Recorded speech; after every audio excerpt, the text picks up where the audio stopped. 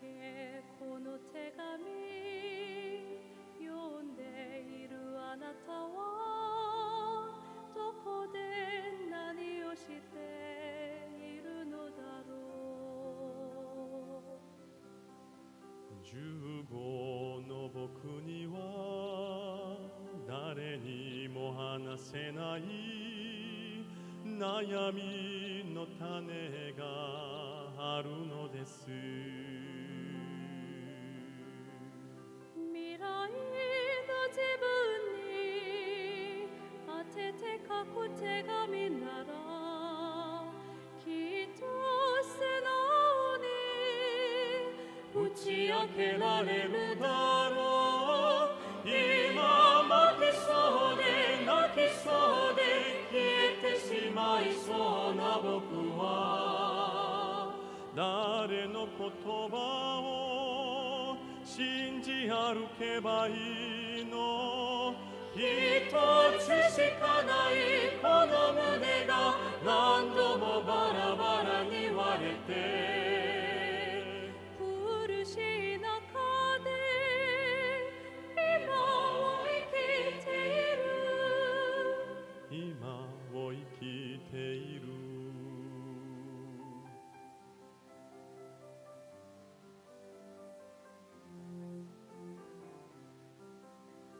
背景ありがとう。15のあなたに伝えたいことがあるのです。自分とは何でどこへ向かうべきか問い続ければ見えてくる。晴れた青春の海は厳しいけれど明日の岸辺と夢の船よ進め。今負けないで泣かないで消えてしまいそうな時は自分の声を信じ歩けばいいの。大人の僕も傷ついて眠れない夜はあるけど苦くて甘い今を生きている。人生のすべてに意味があるから恐れずにあなたの夢を育ててラララララララララ Keep on believing. ララララララ Keep on believing. Keep on believing, keep on believing.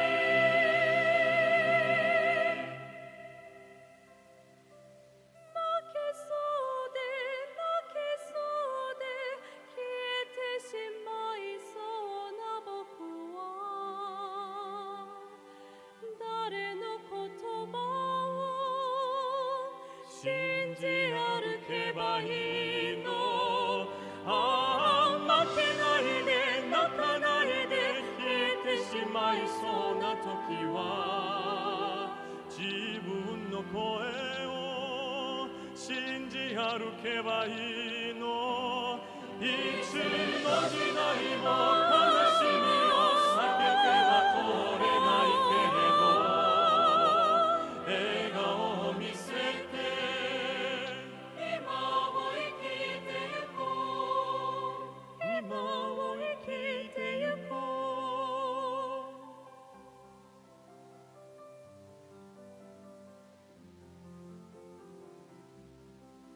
背景この手紙読んで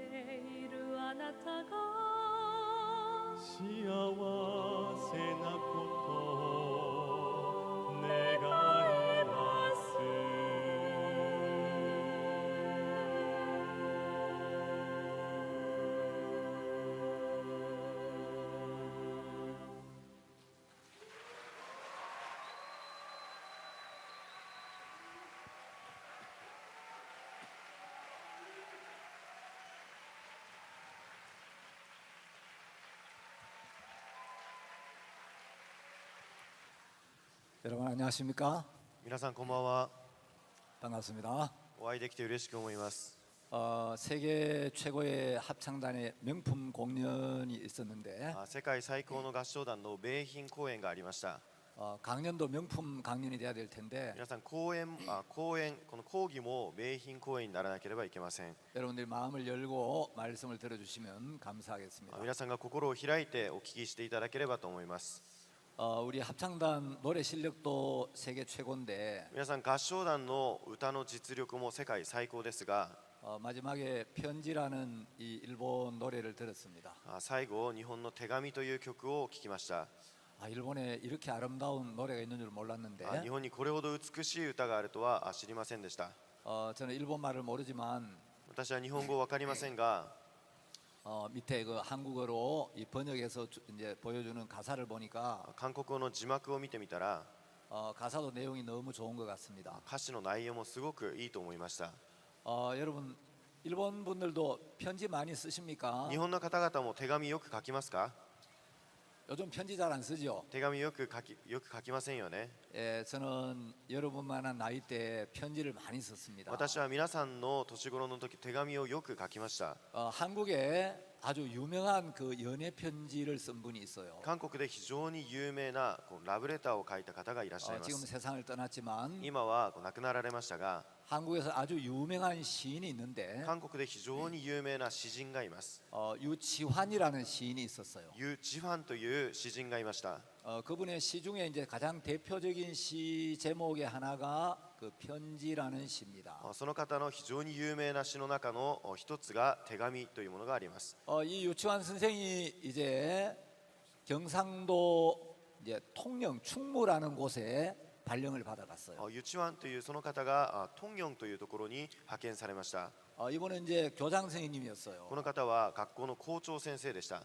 아주 시를 잘 쓰는데 非常に詩をよく書きますが、 학교에 발령을 받아가 보니까 学校にこの派遣をして行ってみると、 아주 젊은 여선생님이 한 분이 있었어요. 非常に若い女性の先生がいらっしゃいました。 20대 초반인데 20代前半でしたが、 이분이 이제 국어 선생님은 아닌데 この方が国語の先生ではありませんが、 아주 시를 잘 쓰는 거예요. 非常に詩をよく書きました。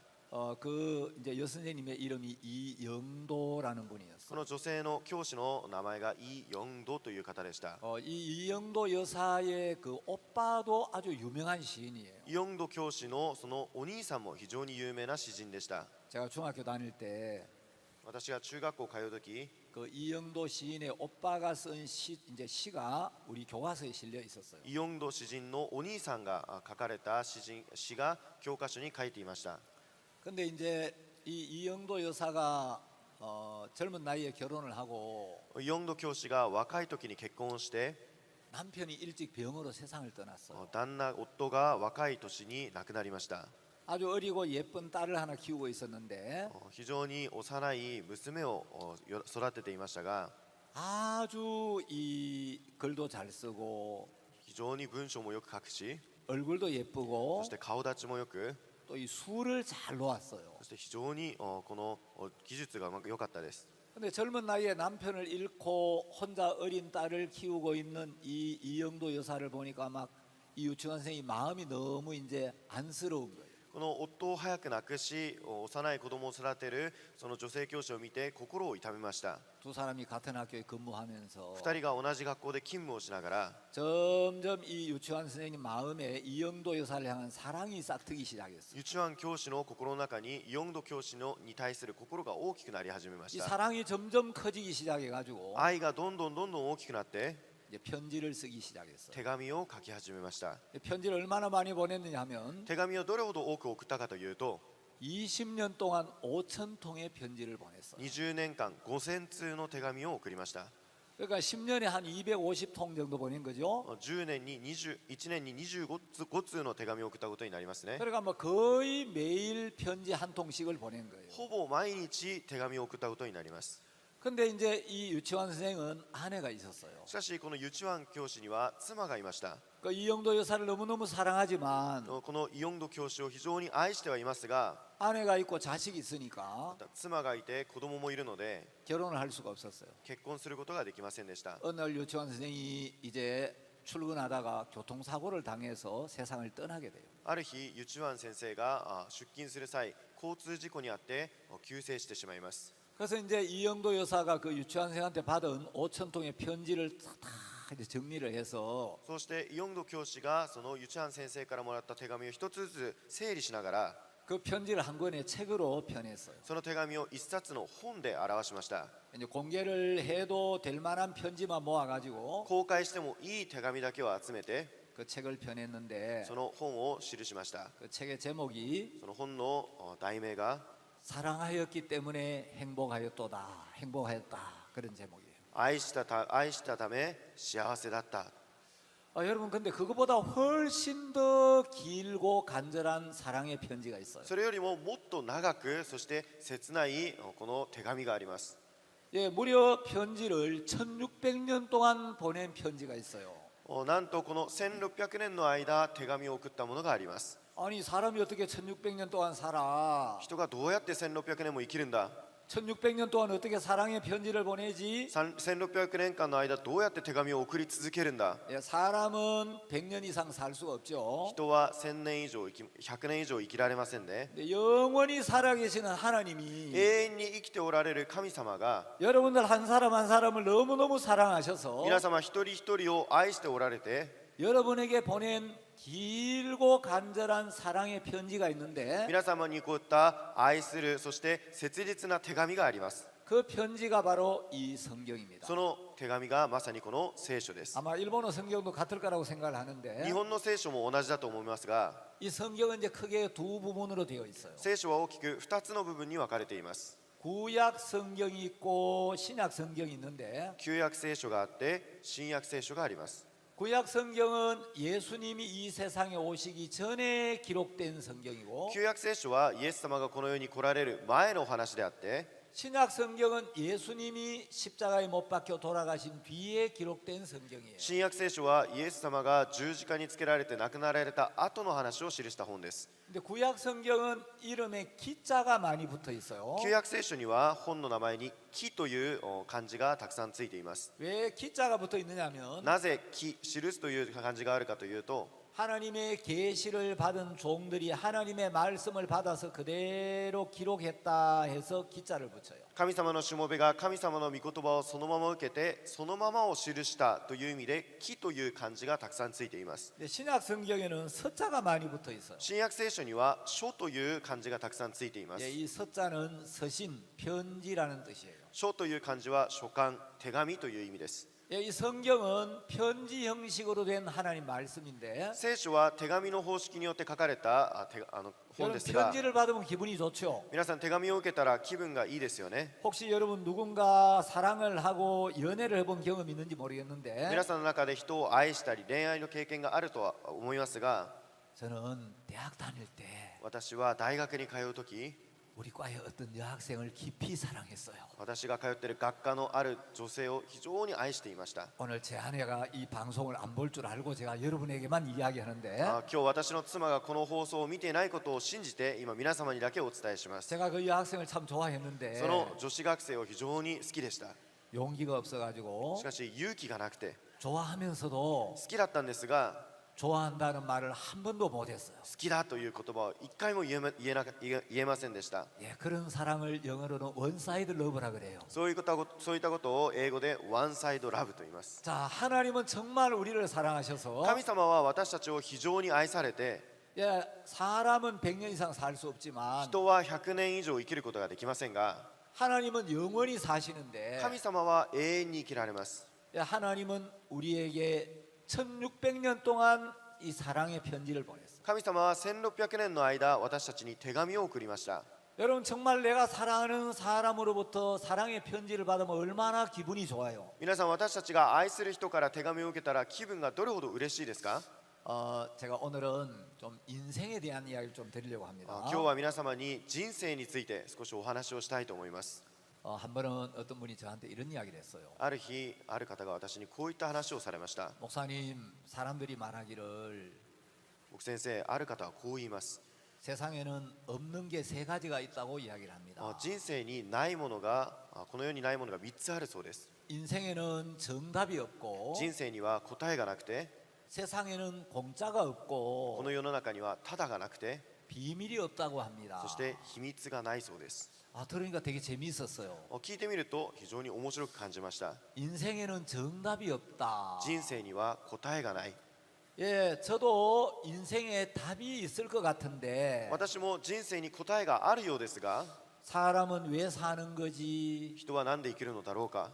인생은 어디서 왔다가 어디로 가는 걸까? 人生はどこから来てどこへ行くのだろうか。 인생의 의미와 목적은 뭘까? 人生の目的と意味は何だろうか。 세상은 어떻게 생겨났을까? この世の中はどのようにして作られたのだろうか。 이 세상은 누가 この 만들었을까? 世界は誰が作ったのだろうか。 이 세상은 어떻게 존재하게 この世 되었을까? 界はどのように存在するようになったのだろうか。 사람이 죽으면 어떻게 되지? 人は死んだらどうなるんだろうか。 과연 죽으면 果 끝인가? たして死んだら終わりだろうか。 죽음 너머에 우리 영혼이 가는 다른 세계가 있는가? 死んだ後、私たちの魂が行く別の世界があるのだろう 자, か。 우리가 열심히 사는 것도 중요하고 私たちが一生懸命生きるのも重要で、 잘 사는 것도 そ 좋고 して豊かに暮らすのも大切で、 오래 사는 것도 そし 좋은데 て長く暮らすことも重要です。 인생의 근원적인 문제, 人生の根源的な問題、 인생의 본질적인 문제, 人生の本質的な問題、 인생의 궁극적인 문제에 대한 답을 정확하게 알고 사는 건 굉장히 중요하죠. 人生の根本的な理由を持って暮らすことが非常に重要です。 저는 뭔가 인생의 근원적인 문제에 대한 답이 있을 것 같은데 私はこの人生の根源的な目的が答えがあると思いますが、 그 답을 찾으려고 오랜 시간 동안 많은 책도 읽어보고 その答えを探すために長い間本を読みました。 많은 사람들과 많은 대화도 나누었어요. そして多くの人と会話をしてみました。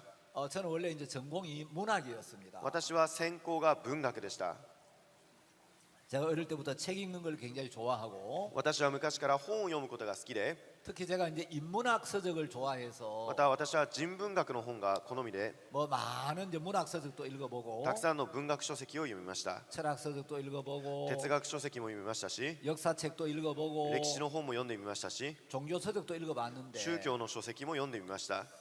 우리가 책을 읽는 목적은 대체로 한 5가지 정도로 생각할 수가 있습니다. 私たちが本を読む理由は大きく5つに分けられると思います。 우리가 왜 책을 읽느냐면 なぜ私たちが本を読むかというと、 책을 통해서 새로운 지식을 얻기도 하고 本を読んで新しい知識も得て、 책을 읽으면 어떤 교훈을 얻을 수도 本を 있고 読んだら何か教訓を得ることもあります。 책을 읽을 때 재미를 느끼기도 하고 そして本を読むと興味を引くこともあります。 책을 읽을 때 감동을 받기도 하고 そして本を読んで感動することもあります。 예, 우리에게 없는 새로운 지혜를 얻을 수도 있죠. 私たちにない新しい知恵を得ることもあります。 제가 굉장히 많은 책을 읽어봤습니다. 私が非常に多くの本を読んでみました。 여러분들 중국의 그 유교의 창시자인 공자라는 분이 있었다는 거 들어보셨어요? 皆さん、中国の儒教の創始者である孔子という方、聞いたことありますか？ 들어보신 분 한번 손 들어봐요. 聞いたことある方、手を挙げてもらえますか？ 아, 예, 우리 일본 학생들 공부를 잘 하는 거 日 보네요. 本の学生は勉強がよくできるみたいですね。 제가 이제 공자님의 책을 다 한번 읽어봤어요. 私は孔子の本をすべて読んでみました。 공자님의 제자 중에 계로라는 제자가 있었는데 孔子のその弟子の中でケロという人がいました。 어느 날 이 계로라는 제자가 공자님에게 물었어요. そのケロという人が弟子が孔子に聞いてみました。 선생님, 사람이 죽으면 어떻게 됩니까? 하고 물었더니 先生、人が死んだらどのようになりますか？ 공자님이 말씀하시기를 孔子がこう言われました。 삶도 알지 못하거늘 죽음을 어찌 알리오. 生きるのも知らないのにどうやって死ぬことを分かるだろうか。 공자님은 죽음 너머에 어떤 세계가 있다 없다라고 말하지 아니하고 孔子は死んだ後の世界があるかないかと言わず、 난 모르겠다라고 이야기했어요. 私は分からないと言いました。 삶도 알지 못하겠거늘 私が生きていることも知らないのに 죽음을 어찌 알리오. どのように死ぬことを分かるだろ 저는 어린 나이에 하마터면 죽을 뻔한 일들을 좀 자주 만났어요. う。私は幼い頃死にかけたことが何度かありました。 그래서 사람이 왜 죽을까? 人がなぜ死ぬだろうか。 사람이 죽으면 어떻게 되지? 人が死んだらどのようになるんだろうか。 죽으면 내 영혼이 어디로 死ん 갈까? だら私の魂はどこに行くのだろうか。 과연 죽으면 끝일까? 果たして死んだら終わりだろうか。 죽음 너머에 어떤 새로운 세계가 있을까? 死んだら新しい世界が来るのだろうか。 궁금하기도 하고 気になりもしたし、 불안하기도 해서 そして不安な気持ちもあって、 이 문제에 대한 답을 찾고 こ 싶은데 の問題を探したかったんです。 제가 공자님의 말씀을 쭉 읽어보니까 孔子の話を読んでみると、 공자님은 영혼에 대해서는 한마디도 말씀하신 게 없더라고요. 孔子は魂について話したことが一つもありませんでした。 그리고 사람이 죽으면 어떻게 되는지 그런 부분에 대해서는 전혀 말씀을 하신 게 없어요. そして人が死んだらどのようになるのかについては一回も言及したことがありませんでした。 이 공자님의 말씀 속에서는 내 인생의 문제에 대한 답을 찾을 수가 없겠다. この孔子の本の中からは私が探す人生の答えを探し出すことはできない。 그래서 이제 종교서적도 읽어보고 そして宗教書籍も読んでみて、 많은 철학적인 책들도 そ 읽어봤어요. して哲学の書籍も読んでみました。 근데 일리가 있는데 一理はありますが、 그 글들이 내 인생에 완벽하고 충분한 답이 되어 주지를 않는 거예요. その本が完璧で、そして私を満たす答えはありませんでした。 제가 성경을 읽어봤습니다. 私が聖書を読み始めました。 불경도 많이 읽어보고 仏教の仏典も読んでみたし、 이제 성경을 읽었는데 聖書を読んでみました。 성경을 읽으니까 별로 재미가 없어요. 聖書を読んでみると面白くありません。 성경이 좀 어려워요. 聖書が少し難しいです。 이해가 잘 안 가고 理解もできないし、 그래도 이제 성경을 좀 한번 꾸준하게 읽어봐야 되겠다. しかしこの聖書を少しずつ読んでみよう。 성경을 이제 몇 번 읽었습니다. 聖書を何度か読んでみました。 여러분 이 성경을 잘 몰라서 그렇지 皆さん聖書をよく知らないのであって、 성경은 이 세상에 있는 어떤 책들과도 비교할 수 없는 この聖書はこの世のどの本よりも比べることもできない、 아주 놀랍고 특별한 책이에요. 非常に驚くべき特別な本です。 자, 아까 어떤 분이 이 세상에는 인생에는 정답이 없다라고 이야기했죠. ある方が先ほどお話ししたように、この人生には答えがないというふうに言いました。 저는 인생의 근원적이고 본질적이고 궁극적인 문제에 대한 답을 찾아서 많은 책들을 읽다가 私は人生の根本的であり根源的なこの答えを探すために、 어떤 책에서도 답을 얻지 못했는데 どの本も私に答えを与えることはできませんでした。 제가 이 성경을 읽으면서 しかしこの聖書を読みながら、 성경 속에서 이게 인생의 답이구나. 聖書の中でこれが人生の答えなのか、 이것이야말로 영원히 변치 않는 참된 진리로구나. これがこの一生変わらない永久に変わらない答えなのか、 그 사실을 깨닫게 되었습니다. それを悟るようになりました。 여러분 인생의 답을 찾지 못하면 皆さん人生の答えを見つけられなければ、 인생에는 정답이 없다라고 할 수밖에 없어요. 人生には答えがないというしかありません。 자, 인생에 정답이 없다고 생각하는 사람들은 人生に答えがないという人は、 인생은 생각이 나름이야. 人生は考える通りだろ 뭐 인생이 이런 거라고 생각하면 이런 う。 거고 人生をこういうふうに考えればこういうものであって、 인생이 저런 거라고 생각하면 저런 거지. 人生をああいうふうに考えればああいうものだろ 신이 있다고 생각하면 있는 う。 거고 神がいると思えばいるのであって、 신이 없다고 생각하면 없는 거고 神がいないと思えばいないのである。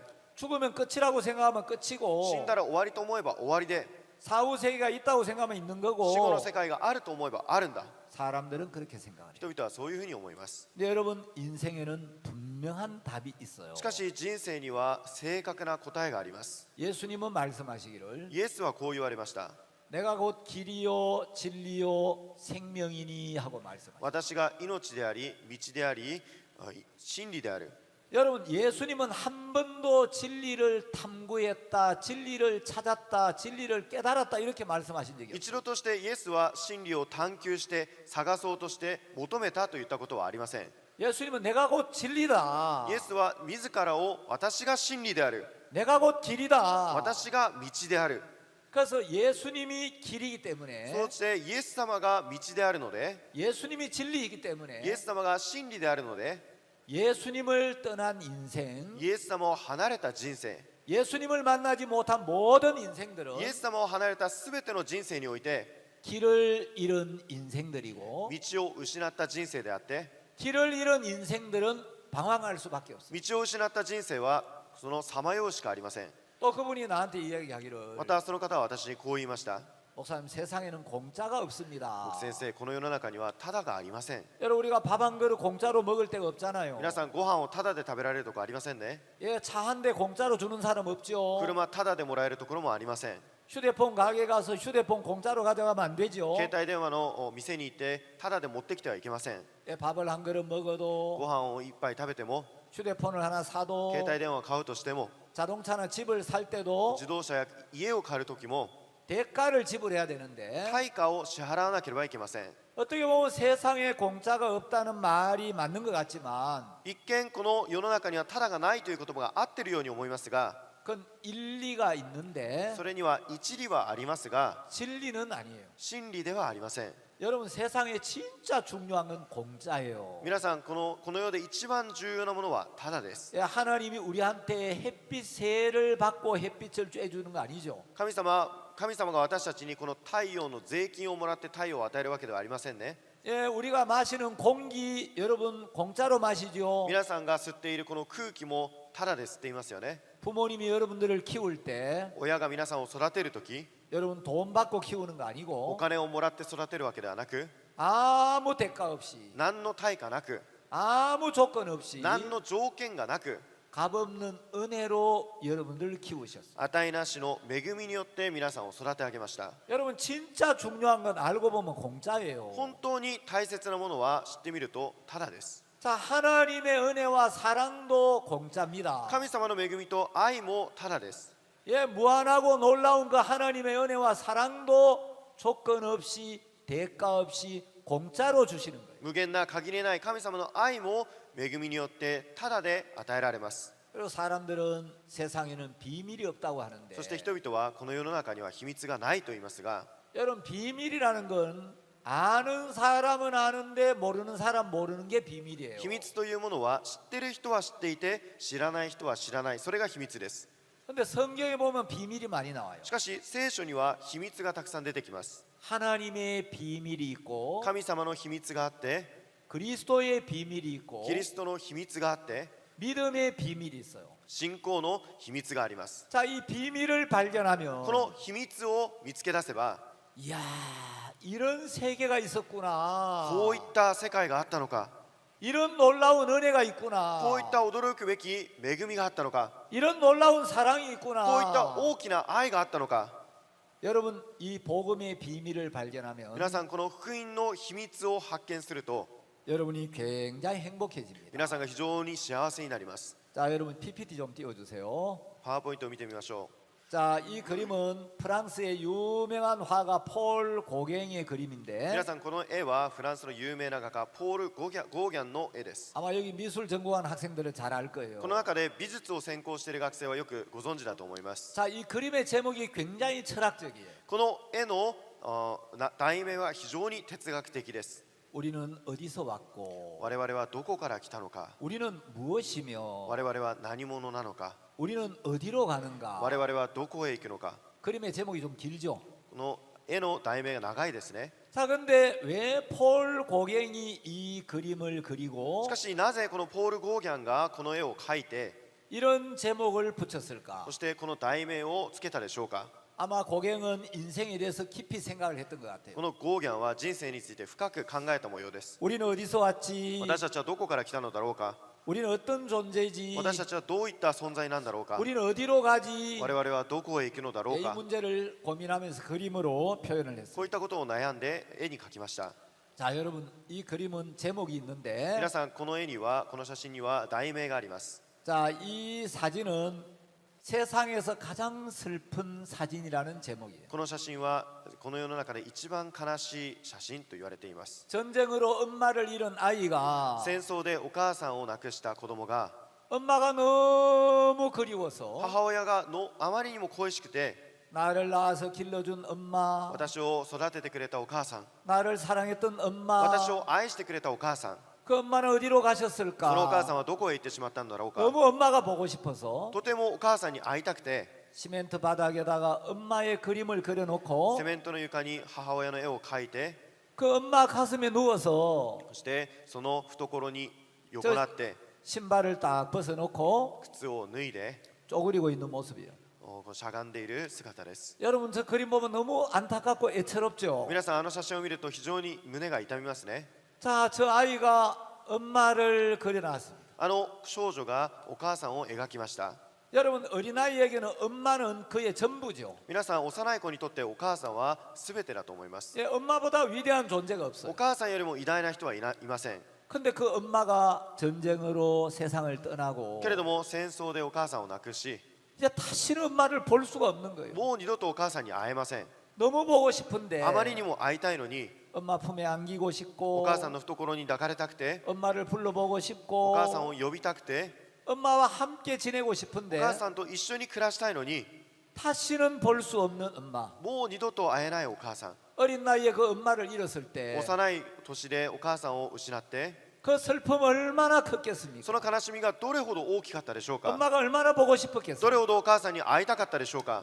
자, 여러분 사람은 누구나 자기 존재의 근원을 찾는 마음이 있어요. 皆さん人々は自分の存在の根源について探す心があります。 그 일본 사람들은 어떤지 잘 모르겠습니다. 日本の方々はどうか分かりませんが、 근데 한국 사람들은 韓国の人々は 갑자기 어떤 큰 어려움을 만나거나 ある突然ある大きな問題に出会ったり、 길을 가다가 道を歩いていて 개가 한 마리 나타나가지고 막 엉! 그러면 犬が一匹現れてワンと言ったら、 사람들이 자기도 모르게 엄마! 하고 엄마를 불러요. その人も知らずのうちにお母さんと呼びます。 위급한 일을 만날 때, 危ない目にあった時、 어려운 일을 만날 때 苦しい時、 대통령 각하, 大統領閣下、 경찰관님, 警察官、 박사님 博士、 그렇게 부르지 않아요. そういうふうには言いません。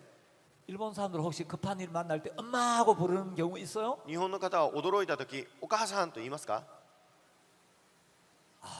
안 부르는가 보네. あまりそうは言わないみたいですね。 자, 여러분 갑자기 어려운 일을 만나면 여러분 누구를 불러요? 突然難しいことに出会ったら誰を呼びますか。 일본 사람들은 엄마 안 불러요? 日本の方はママ、お母さんとは呼びませんか。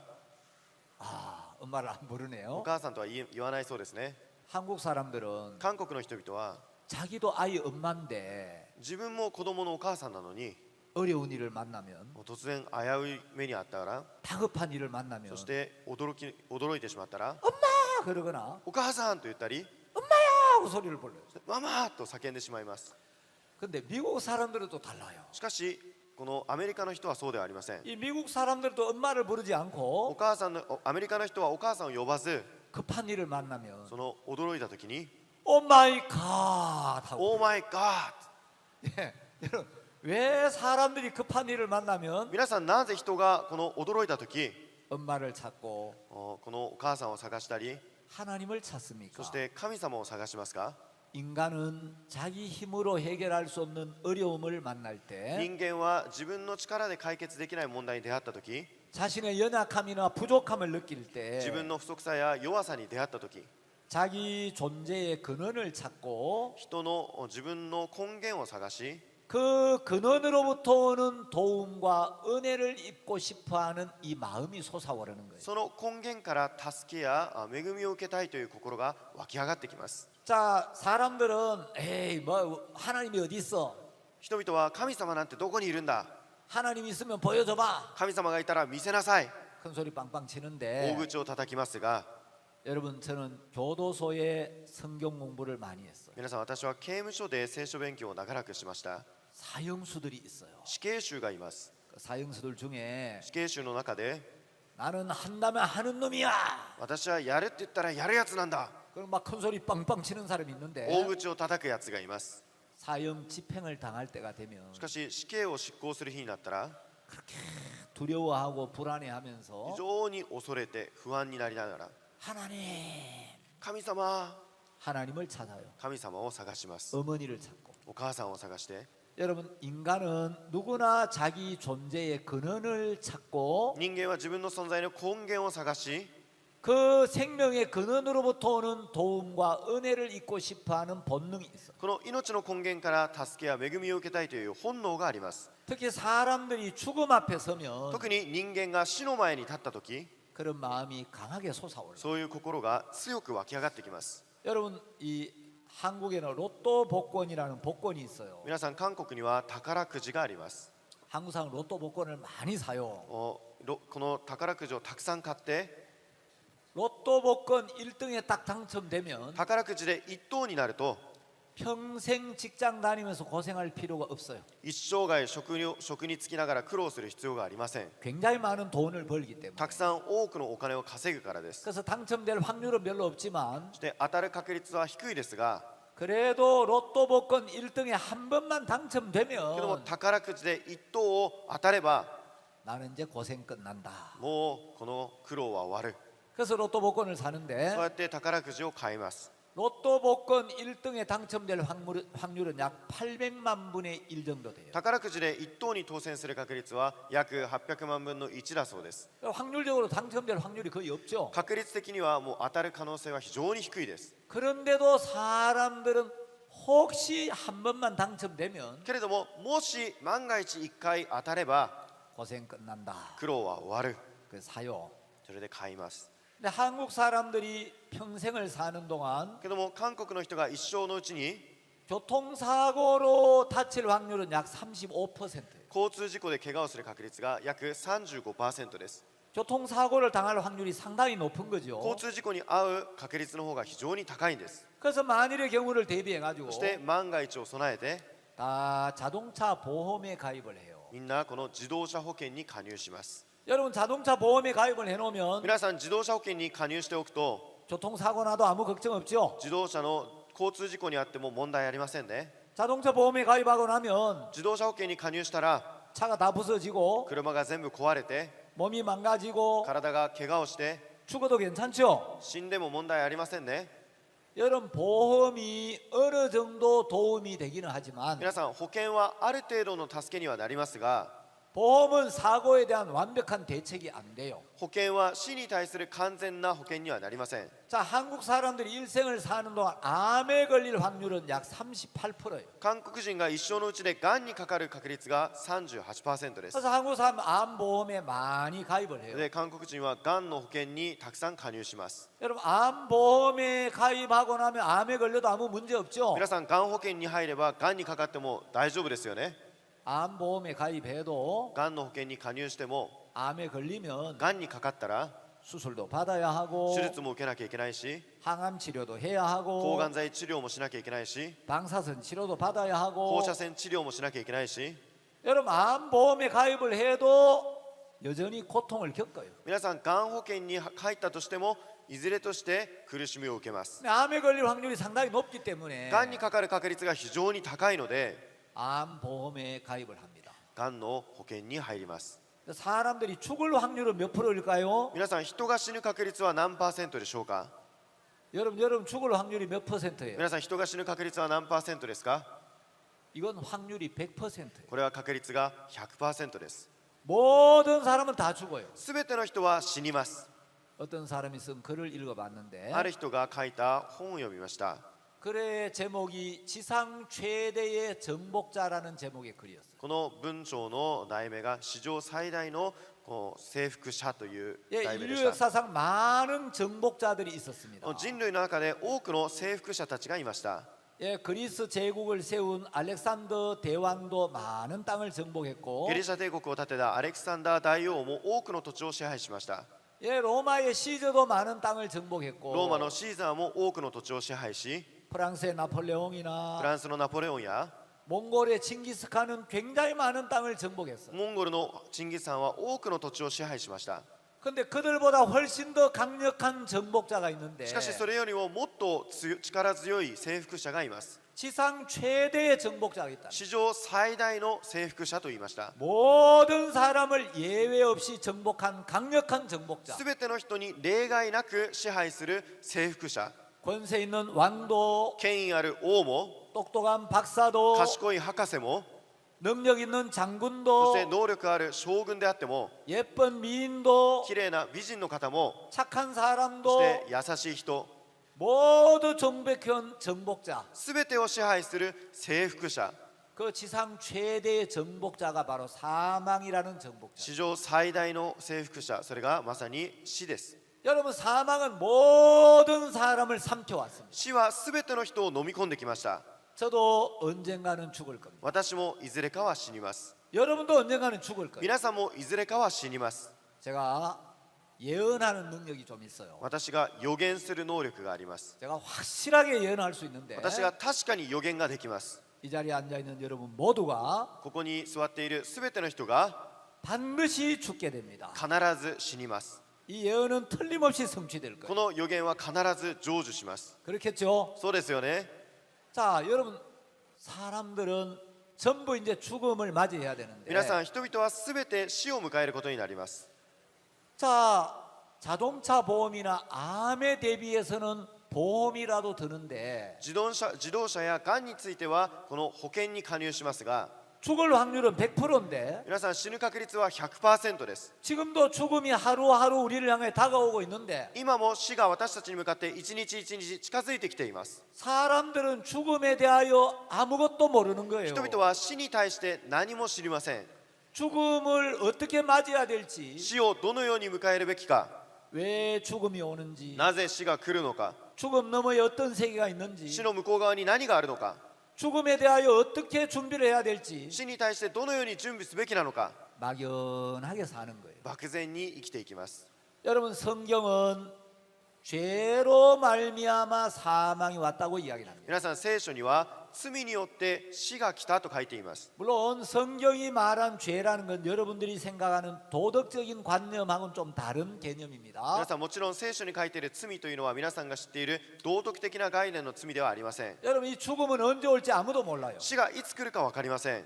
자, 이 사진은 교통사고 난 사진인데 この写真は交通事故にあった写真です。 여러분 제가 왜 사진을 가져왔냐 하면 なぜこの写真を持ってきたかというと、 제 딸이 미국 유학을 갔다가 私の娘がアメリカの留学に行って、 어떤 사람 차를 얻어 타고 가는데 ある人の車を借りてどこかに行きました。 오른쪽 조수석에 앉았어요. 右側の助手席に座りました。 운전면허를 딴 지 석 달밖에 안 되는 어떤 젊은 부인이 運転免許を取って3ヶ月にも満たない若い婦人が 이 차를 운전하고 갔는데 この車を運転していって、 운전을 하면서 휴대폰으로 문자를 주고받은 거예요. 運転をしながら携帯電話でメッセージを送りました。 이제 미국 차는 핸들이 왼쪽에 있죠. アメリカの車はハンドルが左側にあります。 이 차가 막 끼어 들어갔는데 この車が入っていったんですが、 운전한 지 석 달밖에 안 되니까 運転免許を取って3ヶ月にならないので、 차가 막 저 큰 차에 끼어 들어가 두두두둑 소리가 나는데도 この車に入っていてどんどんどんどんという音が聞こえるんですが、 이게 왜 이런지를 모르는 거예요. なぜそうなっているかわからないんです。 제 딸이 오른쪽에 앉았어요. 私の娘が右側に座っていました。 모든 사람들은 제 딸이 다 죽은 줄 알았어요. すべての人はうちの娘が死んだと思いました。 여러분 저 오른쪽에 앉았으니까 皆さん右側に座っているので、 사람들이 볼 때 아 저 오른쪽에 앉았던 사람들 죽었구나. あそこの右側に座ってきた人は死んだだろ 너무 감사하게도 う。しかし感謝なことに、 제 딸이 의자를 뒤로 빼고 앉아 있었고 私の娘はこの椅子を後ろに下げて座っていて、 에어백이 터져가지고 エアバッグが出て、 제 딸이 저 문을 열고 나와가지고 자기가 찍은 사진이에요. 私の娘があそこから自分が出てきて撮った写真です。 그 사진을 찍어 보내면서 あの写真を送ってきて、 아빠 조금 전에 차 사고가 났는데 お父さん少し前に交通事故にあったよ。 제가 죽을 뻔했어요. 死にかけた。 이 차 사진이 바로 지금 방금 사고 난 사진이에요. この写真がもう今さっき起きた事故の写真でした。 제 딸은 굉장히 건강했어요. 私の娘は非常に元気でした。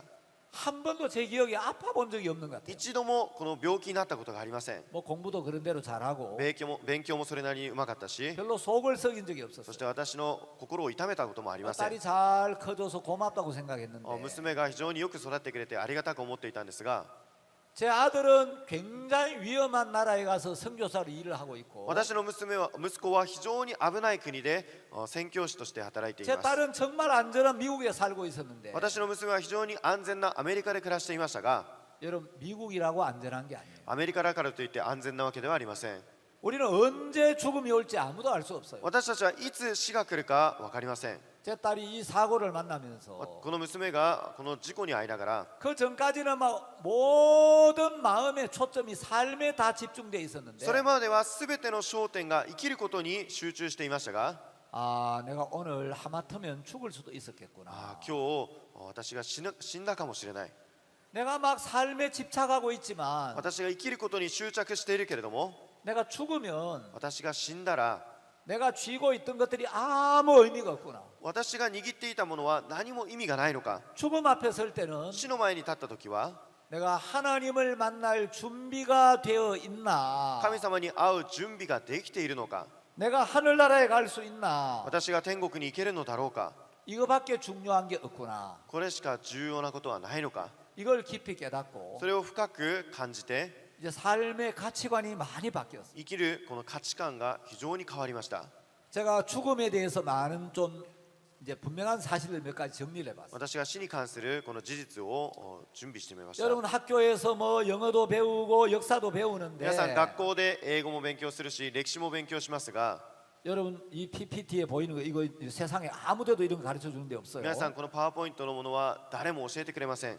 제가 죽음에 대해서 많은 걸 찾아봤는데 私は死に対して非常に多くのものを調べてみました。 여러분 죽음에 대해서 이렇게 정확하게 분명한 걸 가르쳐 주는 책이 있는가 한번 찾아봐요. 死に関してこれほど詳しく教える本があるのか探してみてください。 자, 여러분 우리는 반드시 한번 죽음 앞에 서야 되기 때문에 誰もが必ず一度は死を迎えなければいけません。 이 죽음의 문제에 대하여 분명하게 생각해야 될 게 있어요. 死の問題に対して必ず考えてみなければいけません。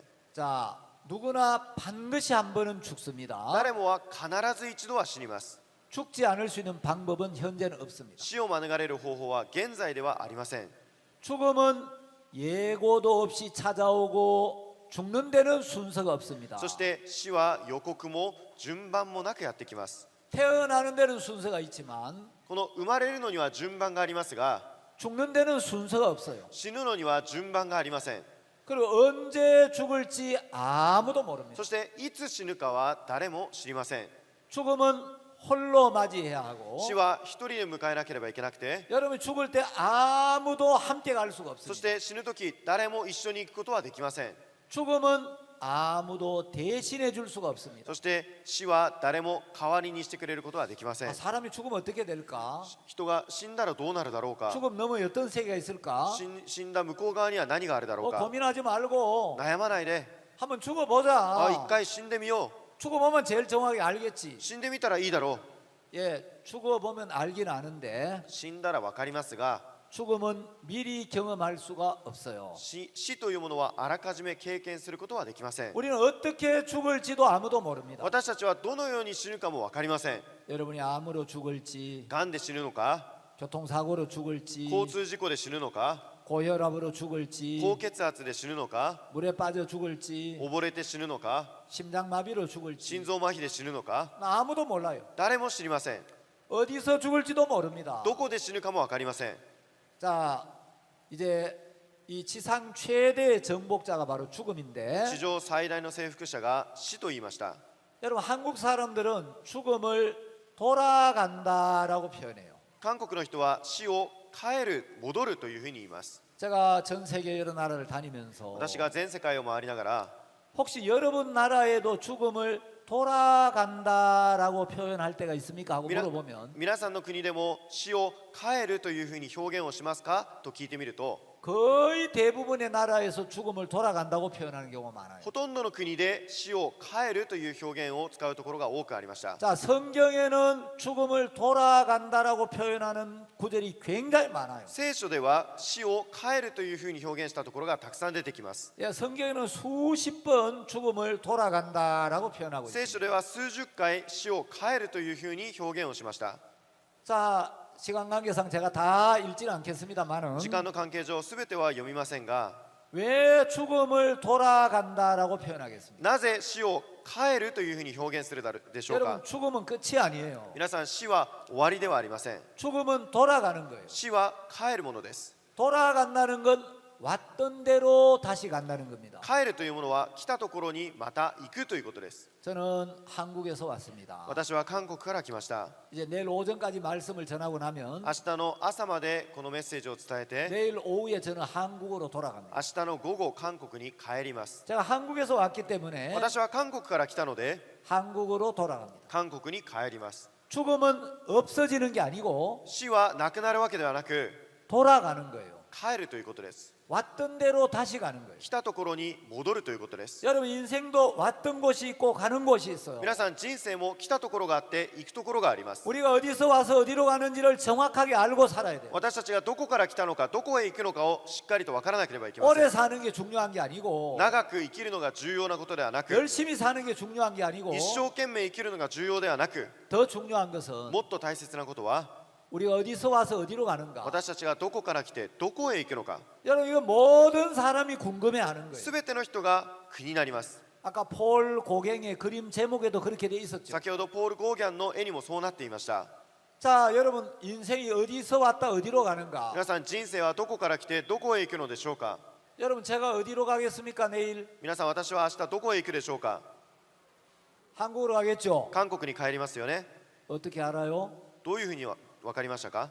제가 어디서 왔는지를 알면은 어디로 가는지를 알 수가 있죠. 私がどこから来たのかが分かればどこへ行くのかが分かります。 인생이 어디로 가는지를 알려면 人生がどこへ向かっていくのかを知れば、 어디서 왔는지를 알아야 돼요. それを知るためにはどこから来たのかを知るべきです。 여러분 이 문제에 대한 대답은 この問題に対する答えは 하나님의 말씀인 성경에만 있어요. 神様の御言葉である聖書にだけ書かれています。 이 성경 제일 첫 문장이 こ 뭐냐면 の聖書の一番最初の文章が何かというと、 태초에 하나님이 천지를 창조하시니라 이렇게 돼 있어요. はじめに神が天と地を創造されたというふうになっています。 자, 이 성경이 굉장히 많은 말씀이 있는데 この聖書には数多くの御言葉が書かれています。 하나님이 우리 인생들에게 제일 먼저 하고 싶었던 말씀이 있어요. 神様が私たち人間に一番話したかったことがあります。 그 말씀 뭐냐면 この御言葉は 태초에 はじめに 하나님이 神が 천지를 창조하셨다. 天と地を創造された。 이게 하나님이 우리 인간들에게 제일 먼저 하고 싶었던 こ 말. れが神様が一番最初に人間に話したかった言葉です。 자, 여러분 여기 태초에 하나님이 천지를 창조하셨다고 되어 있는데 皆さん、はじめに神が天と地を創造されたとなっていますが、 여기 하나님이라는 이 단어를 こ 빼내고 の神がという単語を取って 다른 사람 이름을 한번 他の人の 넣어봅시다. 名前を入れてみましょう。 태초에 낙가소네가 천지를 창조하시니라. はじめに中曽根が天と地を創造された。 태초에 다케시다가 천지를 창조하시니라. はじめに竹下が天と地を創造された。 태초에 아베 총리가 천지를 창조하시니라. はじめに安倍総理が天と地を創造された。 잘 믿으세요? 信じられますか？ 대답을 아무도 안 하시네. 返事を誰もしてくれません。 아무도 안 믿어지는 걸로 이해를 하겠습니다. 誰も信じられないということで受け取ります。 태초에 소크라테스가 천지를 창조하시니라. はじめにソクラテスが天と地を創造された。 여러분 마음에 공감이 됩니까? 皆さんの心で共感できますか？ 여러분 여기는 하나님 외에 어떤 존재를 집어넣어도 어울리지가 않아요. ここには神という存在以外にどんなものを入れても合いません。 자, 하나님이 태초에 神がはじめに 천지를 창조했다. 天と地を創造された。 여러분 태초에라는 건 시간을 이야기하죠. 皆さん、はじめにというものは時間を表します。 천지를 창조했다는 건 天と地を創造されたというのは 공간과 물질을 이야기해요. この空間と物質を話しています。 여러분 이 시간과 공간과 물질을 창조하신 분이 살아계신 하나님이에요. この時間と空間と物質を創造されたのが神様であるということです。 자, 제가 인생의 근원적인 문제에 대한 답을 알고 살아야 된다고 이야기를 했죠. 私が先ほど人生の根源的な目的を知って生きるべきですと申し上げました。 성경은 창세기 1장 1절을 통해서 聖書は創世記の一章一節を通して 인생의 근원적인 문제에 대한 정확한 답을 우리에게 주고 있습니다. 人生の根源的な答えを私たちに与えています。 자, PPT 좀 띄워주세요. 자, 이제 우리 인생이 어디서 왔다 어디로 가는가? 私たちの人生がどこから来てどこへ行くのか。 여러분 이건 인간들이 아무리 생각해도 답이 안 나와요. 皆さん、これは人間がいくら考えても答えが出ません。 이건 세상을 こ 창조하시고 の世の中を創造して 인생을 지으신 하나님의 말씀 안에만 답이 있습니다. この人生を作られた神様の御言葉の中にだけあります。 제가 사는 그 도시가 대구인데 私が暮らしている都市がテグというところです。 대구에 가면 가톨릭 신부님들의 묘지가 있어요. テグに行くとカトリックの聖職者たちの墓地があり 거기에 ます。 라틴어로 묘비에 이런 글씨를 적어놨어요. そこにはラテン語で廟碑にこのように記されています。 호디에 미히 크라스티비. ホディエミヒクラスティビ。 이게 무슨 これは 말이냐면 どういうことかというと、 오늘은 내 날이요 내일은 네 날이다 이 말이에요. これは今はあなたと同じで、明日は今の私と同じになるでしょ 오늘은 내가 죽어서 이 무덤에 누워 う。 있는데 明日は私がこの墓地に眠っているでしょ 무덤 앞을 지나가는 う。 인생들이요 この墓地の前を通る人生たちを、 오늘 살아 있는 줄 알고 있는 인생들이요 今生きていると思っているあなたたち、 기억하라. 覚えなさい。 다음은 당신 차례다. 次はあなたの番です。 나도 살아 있었을 때 私も生きている時、 당신들처럼 삶에 대한 열정이 있었고 あなた方のように暮らしの望みがあって、 계획이 있었고 計画があって、 꿈이 そ 있었다. して夢があった。 근데 어느 날 죽음이 내게 けども 다가왔다. ある日死が近づいてきた。 그래서 내가 여기에 잠들어 누워 そして 있는데 私が今ここで眠っている。 이제 내일은 당신 차례라는 거예요. 明日はあなたの番である。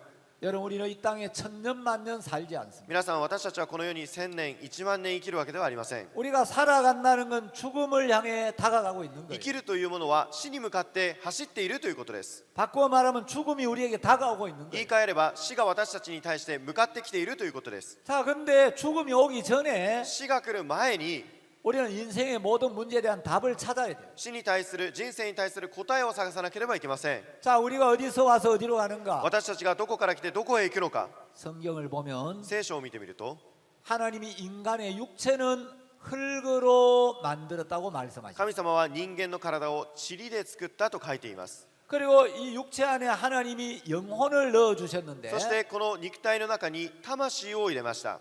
영혼은 눈에 보이지 않습니다. この霊魂、魂は目には見えません。 영혼은 물질이 아니기 때문에 魂は物質ではないので 눈으로 볼 수도 없고 目にも見えず 손으로 만질 수도 없지만 手で触ることもできませんが、 여러분 영혼이 분명히 있어요. 皆さん、魂は必ずあります。 많은 생각들이 있고 多くの考えもありますし、 감정이 있고 そして感情もあるし、 의지가 そ 있고 して意志もあるし、 양심이 있죠. 良心もあります。 이런 건 육체와 본질이 다르지만 こういったものは肉親の本質とは違いますが、 우리가 몸이 아플 때도 있고 마음이 아플 때도 있잖아요. 体が痛いこともあれば心が痛むこともあります。 마음은 눈에 안 보이지만 心は目には見えませんが、 마음이 멀어지기도 하고 가까워지기도 해요. 心が遠くなることもあれば近くなることもあります。 마음이 닫히기도 하고 열리기도 해요. 心を閉ざすこともあれば開くこともあります。 마음이 밝아지기도 하고 어두워지기도 해요. 心が明るくなることもあれば暗くなることもあります。 마음이 뜨거워지기도 하고 식어지기도 해요. 心が熱くなることもあれば冷めることもあります。 마음이 높아지기도 하고 낮아지기도 해요. 心が高くなることもあれば低くなることもあります。 마음의 거리가 있어요. 心の距離があります。 마음의 온도가 있고 心の温度があって、 마음의 밝기가 있고 心の明るさがあって、 마음의 세계가 있어요. 心の世界があります。 자, 이런 이제 영혼의 세계가 있습니다. こういった魂の世界があります。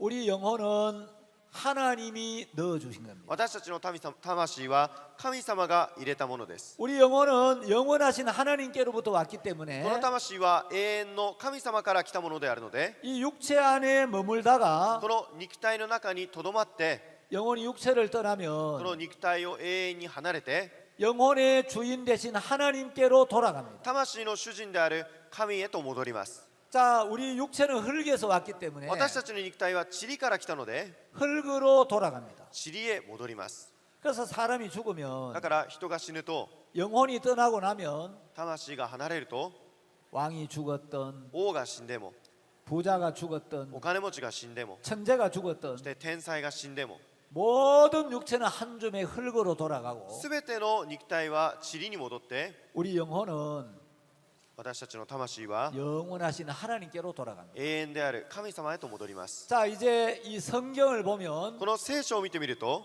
여러분 성경을 이제 여러 가지로 소개할 수 聖 있는데 書をさまざまな角度で紹介できます。 여러분 기회가 되면 이 성경을 꼭 한번 사서 機 읽어보세요. 会があれば必ず聖書を買って読んでみてください。 성경을 정확하게 가르쳐주는 분을 만나서 聖書を正確に教えてくださる人に出会って、 요 성경을 이해하는 아주 키가 聖 있는데 書を理解する非常に重要なキーがあります。 여러분 그 키를 찾으면 そのキーを探すと、 성경이 너무 재미있고 聖書が非常に面白く 성경이 여러분을 굉장히 복되게 합니다. 聖書が皆さんを祝福させます 자, 성경은 어떤 책이냐? 聖書はどういった本なのか 성경은 하나님의 자기 소개서와 같은 책입니다. 聖書は神様の自己紹介の紹介書である 성경을 읽어보면 聖書を読んでみると 하나님이 살아계시는구나. 神が生きておられる 하나님이 세상을 만드셨구나. 神がこの世を作った 하나님이 인생을 주관하시는구나. 神が人生を掴んでおられる 하나님이 인류의 역사를 이끌어 가시는구나. 神様がこの人類の歴史を導いている 하나님의 성품이 이러하시구나. 神様の性質がこうである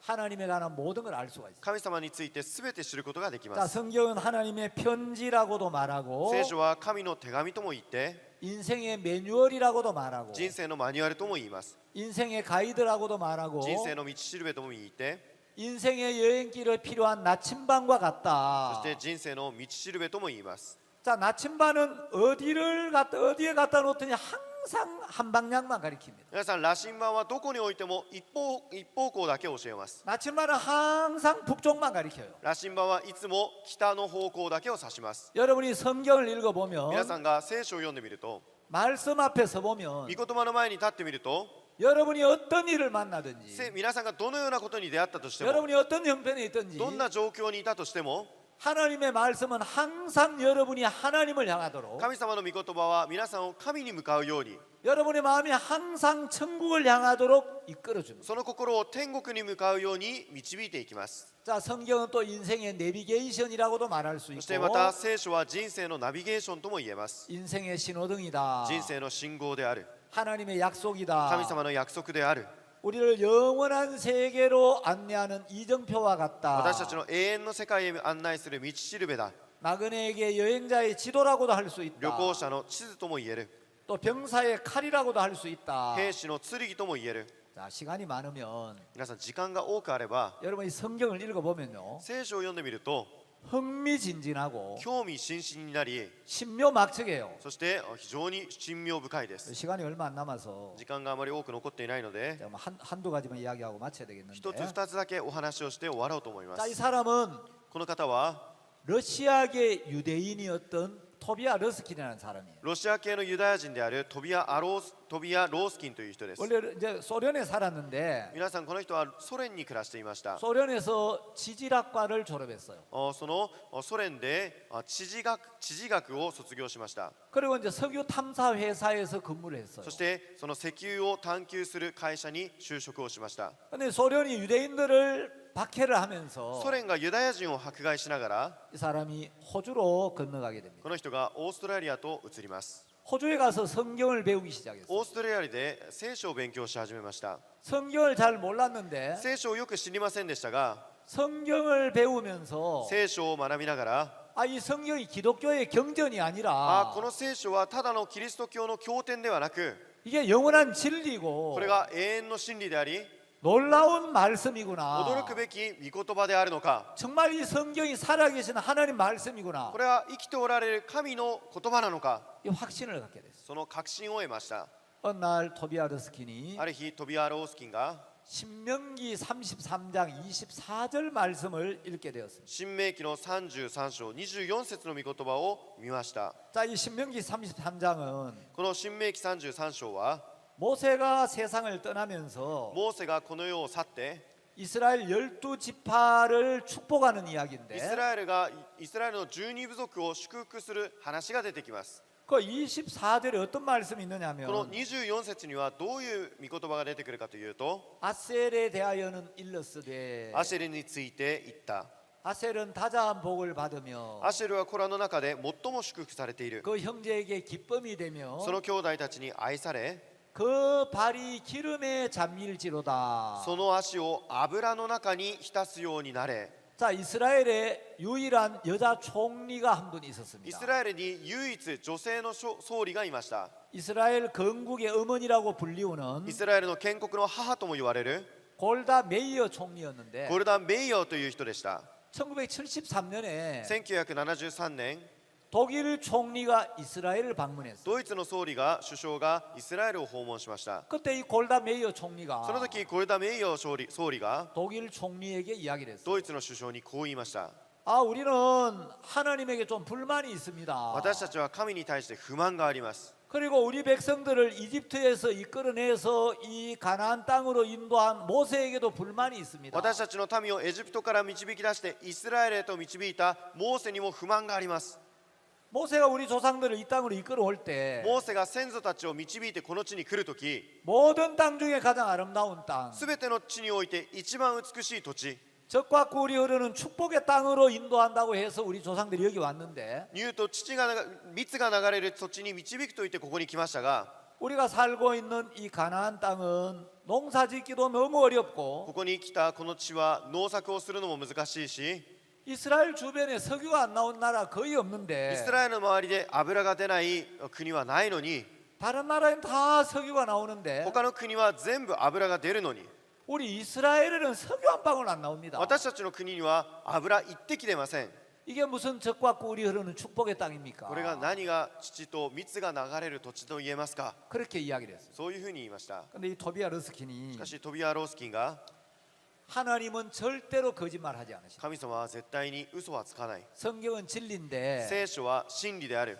내가 신명기 33장 24절을 보니까 自分が新明記33章24節を読んでみると、 아셀의 발이 기름에 잠긴다고 돼 있네. アシェルの足が油の中に浸すようになると言っています。 그럼 아셀 지파가 살았던 그 지역에 틀림없이 기름이 있겠다. そしたらアシェルの部族が生きているその地方に油があるはずだ。 그래서 이스라엘 랍비에게 이 말씀에 대하여 어떻게 생각하느냐 물어봤어요. それでイスラエルのラビにこの御言葉をどう思いますかと聞いてみました。 랍비가 이야기하기를 당신의 믿음대로 될 거다. ラビがこう言いました。あなたの信仰通りになります。 하나님 당신을 축복하기를 바란다. 神様があなたを祝福されたいと思っています。 그래서 호주에서 모든 재산을 そ 정리해서 れでイスラエルで全てのものを整理して 이스라엘로 건너갔어요. イスラエルに行きました。 자, 이스라엘로 가서 イスラエルに行って 이제 이스라엘 이제 아셀 지파의 땅을 탐사를 했어요. イスラエルのアセル部族の地を見ました。 자, 여러분이 보시는 이게 이제 이스라엘 지도인데, 皆さんが見ているのがイスラエルの土地です。 자, 여기가 이제 페니키아, 여기가 이제 성경에 나올 레바논이라는 곳입니다. 聖書に出てくるペニキア、レバノンの地です。 여기 이제 시리아, 성경에 나올 아람이라는 곳이고, シリア、アラムという国で、 자, 여기가 이제 이스라엘 12지파가 있는 こ 곳입니다. こがイスラエルの12部族がある土地です。 요 노란 지역 여기 아셀이라고 돼 있죠. この黄色いところがアシェルとなっていますね。 성경에는 분명히 아셀의 발이 기름에 잠긴다고 돼 있어요. 聖書には必ずアセルの足が油の中に浸ると書いていました。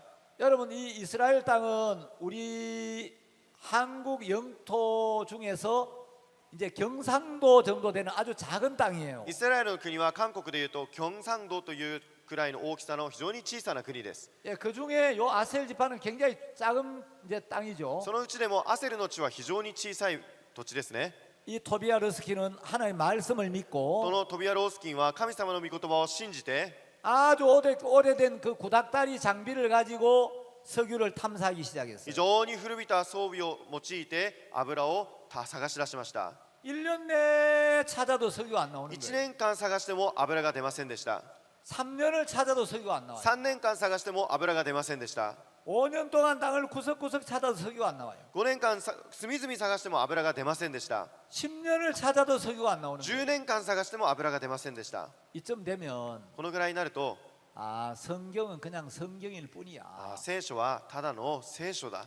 이스라엘에 무슨 석유가 イ 있어. スラエルに石油があるはずない。 자, 형편을 보고 포기할 만한데 状況を見て諦めることもできますが、 토비아 르스키는 하나님의 말씀에 대한 확신이 있었어. トビア・ロースキンは神の御言葉に対する確信がありました。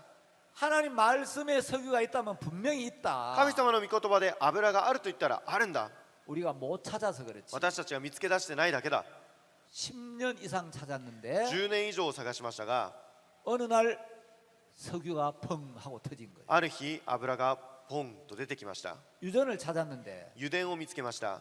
지금 현재 세계 최대 유전이 사우디아라비아에 있습니다. この世で一番最大の油田が今サウジアラビアにあります。 사우디아라비아에 있는 세계 최대 유전은 약 2,600억 배럴의 석유가 매장되어 있는데 最大のこの油田には2600億バロンの石油が生まれていますが、 토비아 러스킨이 찾은 이 유전이 2,400억 배럴의 석유가 매장돼 있다. このトビア・ロースキンが探し出した油田には2400億バレルの油が埋蔵されていました。 이스라엘 총리도 우리 이스라엘 땅에는 석유 한 방울 없다고 イ 이야기했는데 スラエルの首相も私たちの地には油一滴も出ませんと言いましたが、 여기 어마어마한 석유가 나온 거예요. ここで甚だしい数の油が出てきました。 그래서 이제 이스라엘 땅을 계속 탐사를 하다 보니까 そしてイスラエルの地を探索してみると、 유전이 여러 개가 발견이 돼서 いくつもの油田が発見されて、 현재 이스라엘 나라의 유전은 現在イスラエルの油田は 이스라엘이 앞으로 100년 이상 충분히 쓸 수 있는 석유가 나왔어요. イスラエルがこれから100年を生きるのに十分な油の量があります。 그 석유 유전을 찾다 보니까 この石油の油田を探し出すために、 가스 유전이 발견이 됐는데 そしてまたガスの油田も探し出しました。 여러 개의 가스 유전이 발견이 돼서 いくつものガスの油田も発見され、 이 가스 유전은 이스라엘이 앞으로 120년 이상 충분히 쓰고 남는 가스가 나왔어요. このガスの油田はこれからイスラエルが120年間十分に生きられる量でした。 여러분 성경이 신비하지 皆さん 않습니까? 聖書が神秘に思いませんか？ 사람들은 이야기를 해요. 人々はこう言います。 뭐 예수 믿으면 돈이 나오냐 쌀이 나오냐. イエスを信じたら金が出るのか米が出るのか。 여러분 하나님의 말씀을 믿으면 神様の御言葉を信じれば 돈 방석에 앉아요. このお金の座布団に座るようになります。 이 토비아 러스키는 トビア・ロースキンは 여러분 이건 한국에서 제일 유명한 신문인 조선일보에 나온 기사인데 韓国で一番有名な朝鮮日報という新聞に出ました。 여기 뭐라고 되어 있냐면 영원한 동산의 보물 성경대로 파봤더니 석유와 가스가 나왔다 이렇게 나와 있어요. ここでは永遠の園の宝、聖書通り掘ってみたら石油ガスが出てきた。 이게 2년 전 한국의 유명한 신문에 나온 기사예요. これが2年前韓国の有名な新聞に出てきた記事です。 자, 히브리서라는 성경이 있는데 皆さんヘブル書という聖書があります。 히브리서 10장 1절에 보면 ヘブル人への手紙10章1節を読んでみると、 믿음은 바라는 것들의 실상이요 信仰は望むものの実像である。 보지 못하는 것들의 증거니 하는 말씀. 見えないものの証拠であると言いました。 자, 무엇이 실상이냐? 何が実像であるのか。 우리 눈으로 볼 때는 아무리 파봐도 석유가 안 보여요. 私たちの目にはいくら掘ってみても石油が見えません。 하나님의 약속을 믿는 믿음이 실상이라는 거예요. 神様の約束を信じる信仰が実像であるということです。 석유가 있다는 증거가 어디 있어? 石油があるという証拠がどこにありますか？ 믿음은 보지 못하는 것들의 증거라는 거예요. 信仰は目に見えないものの証拠である。 여러분들이 중고등학교 교과서에서 배운 그 유명한 과학자들 있죠. 皆さん中学校高校生で学んだ有名な科学者たちいますね。 만유 인력의 법칙을 발견한 아이작 뉴턴이나 万有引力を発見したアイザック・ニュートンや 예, 뭐 이제 또 그 유전 법칙을 발견한 멘델이나 遺伝の法則を発見したメンデルや 지동설을 주장한 갈릴레이나 地動説を唱えたガリレイや 또 프랑스의 미생물학자 루이 파스테르 そしてフランスの微生学者ルイ・パステル 근대 화학의 아버지라고 불리우는 보일 そして近代科学の父と言われるボイル 그리고 여러분 뭐 곤충을 연구한 그 파브르 そして昆虫を研究したファブール 여러분 학교에서 이런 거 안 가르치지만 皆さん学校ではこういったものは教えませんが 여러분들이 중고등학교 교과서에서 배운 대부분의 저명한 과학자들은 다 독실한 신앙인들이에요. 皆さん中高生で学んだ多くの科学者が信仰者でありました。 자, 몇 사람을 소개하고 마치겠습니다. 皆さん数人だけ紹介して終わります。 이 사람은 세계 최초로 마취제를 발견한 제임스 심슨 교수. この人は世の中で一番最初に麻酔の薬を探したジェームス・シンプソンです。 영국의 유명한 산부인과 イギリ 의사인데 スで有名な産婦人科でした。 어느 날 창세기를 읽었어요. ある日創世記を読みました。 하나님이 첫사람 아담을 지으시고 初めの人アダムを神様が創造されて 아담을 깊이 잠들게 하시고 アダムを深い眠りにつかせ 아담의 갈비뼈 하나를 뽑아내서 アダムのこのあばら骨を一本抜いて 그걸로 하와라는 여자를 만들었는데 それを持ってエヴァという女性を作りました。 여러분 갈비 옆구리를 찢어가지고 갈비뼈를 この 뽑아내면 脇腹を裂いてこのあばら骨を取ると 얼마나 これ 고통스럽겠어요. がどれほど苦しいでしょうか。 근데 성경을 보니까 しかし聖書を読んでみると 아담의 갈비뼈를 빼낼 때 アダムのあばら骨を取るとき 아담이 막 오 마이 갓 アダムが「オーマイガー 헬프 미 ヘルプミー 그러지 않는 거예요. そう言いませんでした。 하나님은 전혀 고통 없이 아담의 갈비뼈를 빼가지고 여자를 만들었구나. 神様は何の苦痛もなくアダムのあばら骨を引き抜いたんだ。 하나님은 고통 없이 사람을 수술한 최초의 의사이기도 하구나. 神様はこの苦痛なしに手術する一番最初の方だ。 그러면 하나님이 이 자연계에 고통 없이 수술할 수 있는 물질도 준비해 そ 놓으셨겠죠. したら神様がこの自然界にも苦痛を与えない薬を物質を準備したはずだ。 그래서 여러 가지 기체와 액체를 흡입해 봤어요. それで多くの気体や液体を探しました。 어느 날 크로로포름이라는 물질을 들이마셨을 때 ある日クロロフォルムという液体を飲んだ時 마취 효과가 있다는 걸 알았어요. 麻酔効果が現れるのに気づきました。 아마 여기 계신 여러분들 중에 마취제의 혜택을 보지 않은 사람은 거의 없을 거예요. 皆さんこの中で麻酔の恩恵を受けてない人は誰もいないと思います。 여기 계신 분들 중에 특히 그 제왕절개 수술을 해서 아이를 낳은 분들, 皆さんこの中で帝王切開によって子供を産んだ方、 뭐 암 수술을 받은 분들, がんの手術を受けた方、 그런 분들은 심슨 교수에게 큰절 한번 해야 돼요. そういった方はこのシンプソン教授に大きな礼を捧げてください。 심슨 교수가 성경에서 얻은 지혜로 이런 마취제를 개발하지 않았다면 シンプソン教授がこの聖書によってこの知恵を得てこの麻酔を探し出さなければ 제왕절개 수술한 분들은 帝王切開をした方は 마취도 안 하고 막 칼로 배를 쭉 잘라가지고 麻酔もせずにお腹をスパッと切って 그 아이를 끄집어내야 했겠죠. 赤ちゃんを取り出さなければいけません。 얼마나 고통스럽다. どれほど苦しいでしょうか。 자, 이런 이제 성경에서 얻은 이런 지혜가 皆さんこのように聖書から得た知恵が 인류 역사에 얼마나 큰 공헌을 했는지 모르는 거예요. 人生の人類の歴史にどれほど大きな貢献になったか分かりません。 심슨 교수가 나이가 많이 들었어요. シンプソン教授が年を置いて 어느 날 이제 제자들하고 모였는데 ある日弟子たちと集まりました。 제자들이 물었어요. 弟子たちがこう聞きました。 교수님 한평생 교수님 참 많은 업적을 남기셨는데 教授この一生涯多くの業績を残しましたが 교수님이 한평생 연구하고 남기신 업적 중에 가장 위대한 거 하나를 이야기하라고 하면 뭘 이야기하겠습니까? 教授が発見してまた業績の中で一番大きな発見とは何でしょうか。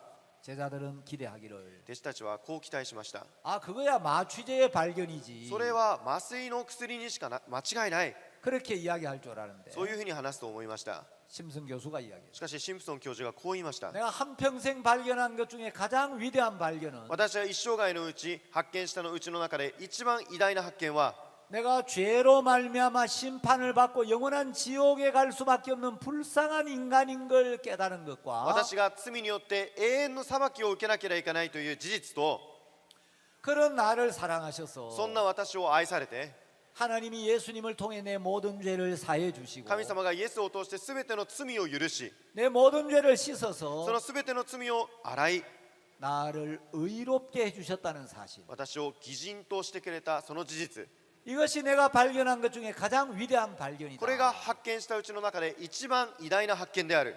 심슨 교수가 수술을 할 때 シンプソン教授が手術をする際 아주 큰 수술을 할 때 非常に大きな手術をする際に 환자가 이제 죽을 수도 있기 때문에 患者が死ぬかもしれないので 수술에 들어가기 전에 이야기를 했어요. 手術をする前にこう言いました。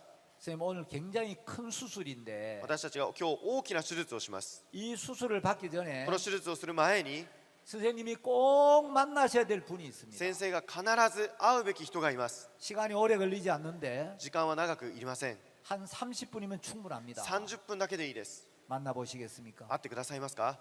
아 그런 분이라면 만나지요. そういう人なら会います。 그분이 누구신가요? それが誰ですか。 그분이 바로 예수 그리스도입니다. その人はまさにイエス・キリストです。 선생님 마음에 죄를 사함받지 아니하면 あなたが罪の許しを受けなければ 선생님 세상을 떠날 때 あなたはこの世を去るとき 그 죄의 벌이 죄의 벌이 바로 지옥입니다. この罪の罰はこの地獄です。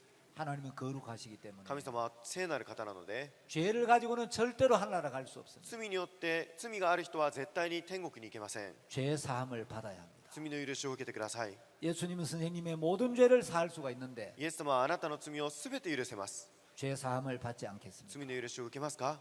그래서 복음을 전했어요. そうやって福音を伝えたそうです。 자, 여러분 이런 놀라운 지혜를 성경에서 얻었습니다. 皆さんこういった驚くべき知恵を聖書にて得ました。 여러분들이 소개할 분이 너무 많은데 紹介する人が非常に多くいますが、 오늘 뉴턴까지만 今日 이야기하겠습니다. はニュートンまでお話しします。 자, 여러분 뉴턴은 뭐 만유 인력의 법칙을 발견한 유명한 학자 잘 알죠? 皆さんアイザック・ニュートンは万有引力を発見した非常に有名な方ですね。 2005년도 영국 왕립학회에서 2005年イギリスの王立学会で 인류 역사상 수많은 과학자들이 있었는데 人類の中で多くの発明者がいました。 그 과학자들 중에 인류 역사에 가장 많이 공헌을 하고 その科学者の中で人類に大きな貢献をして 가장 큰 영향을 미친 과학자가 で 누군가 最も影響を与えた科学者は誰だろうか 토론을 했어요. 討論しました。 자, 이제 마지막으로 두 사람이 선정이 됐는데 最後2人が選出されました。 아인슈타인과 아이작 뉴턴이었습니다. アインシュタインとアイザック・ニュートンでした。 근데 아인슈타인하고 아이작 뉴턴 누가 더 인류에 많은 공헌을 했고 アインシュタインとアイザック・ニュートンでどちらがこの人類に貢献をしたのか、 누가 더 인류의 역사에 많은 영향을 미쳤는가? どちらの方が最も人類に影響を与えたのか。 영국 왕립학회에서 このイギリスの王立学会で 아인슈타인보다 뉴턴이 훨씬 더 많은 표를 얻었습니다. アインシュタインよりもニュートンの方がはるかに多くの票を得ました。 그러니까 뉴턴은 인류 역사상 최고의 과학자라고 할 수 した 있죠. がってニュートンは人類の中で非常に偉大な科学者と言えます。 여러분들이 학교에 다닐 때 皆さんが学校に通うとき、 뉴턴은 만유 인력의 법칙을 발견했다. ニュートンは万有引力の法則を発見した。 미적분의 법칙을 발견했다. 微積分の法則を発見した。 뭐 그런 정도로 배웠을 거예요. その程度で学んだと思 여기 いま 이제 す。 자연과학을 공부하는 학생들은 ここで自由科学を勉強している学生たちは 뉴턴의 생애를 한번 읽어보세요. ニュートンの生涯という本を読んでみてください。 뉴턴은 과학에 대하여 연구한 글보다도 ニュートンは科学に関する研究よりも 성경에 대하여 연구한 글을 훨씬 더 많이 납니다. 聖書に対する研究の本をもっとはるかに多く出しました。 성경에 다니엘서라는 책이 있는데 聖書にはダニエル書という聖書があります。 뉴턴이 다니엘서를 연구해가 책을 내기도 하고 ニュートンはダニエル書を研究して本も出して、 그 인류 최고의 과학자가 뉴턴이라고 할 수 있는데 人類最大の科学者がニュートンと言えます。 뉴턴이 이런 이야기를 했어요. そのニュートンがこう言いました。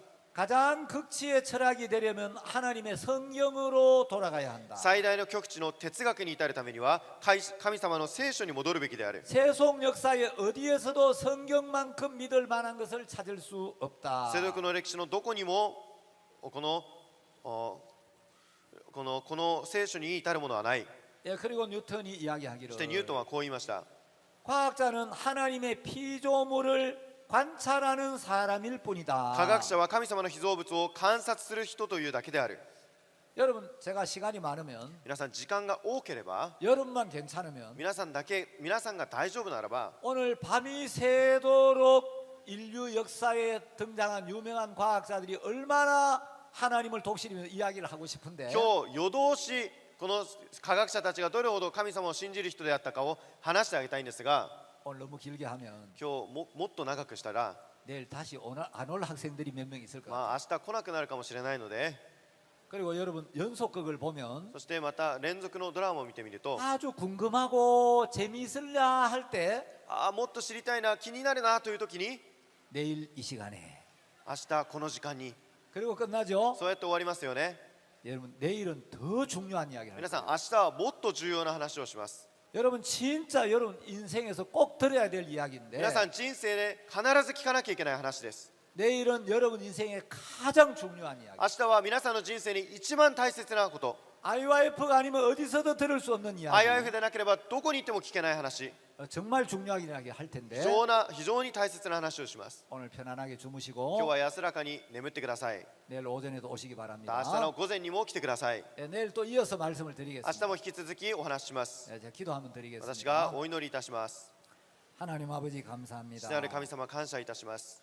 오늘 우리가 인생에 대해서 今日私たちが人生について、 또 우리의 소중한 영혼에 そして 대해서 私たちの大切な魂について、 또 우리 죽음에 대해 そして死について、 성경에 대해 聖書について 같이 말씀을 나누었습니다. 一緒に御言葉を聞きました。 일본에는 이런 부분들을 좀 들어볼 기회가 많지 않지만 日本にはこういった部分について聞く機会があまりありませんが、 하나님을 정확하게 알면 神様を正確に知れば、 성경을 정확하게 알면 聖書を正確に知れば 정말 이 성경의 신비에 감탄할 수밖에 この 없고 聖書の神秘さに感嘆するしかありません 성경을 정확하게 알면 聖書を正確に知れば 하나님을 믿지 않을 수가 없고 神様を信じるしかありません 성경을 모르면 そして聖書を知らなければ 하나님을 믿고 싶어도 믿을 수가 없는데 神様を信じなくても信じられません 내일도 말씀을 듣는 동안 明日も御言葉を聞く間 하나님께서 이 시간을 축복해 神様が 주시고 この時間を祝福してください 이 자리에 참석한 모든 분들이 この場に参加されたすべての人が 이번 글로벌 캠프가 今回のグローバルキャンプが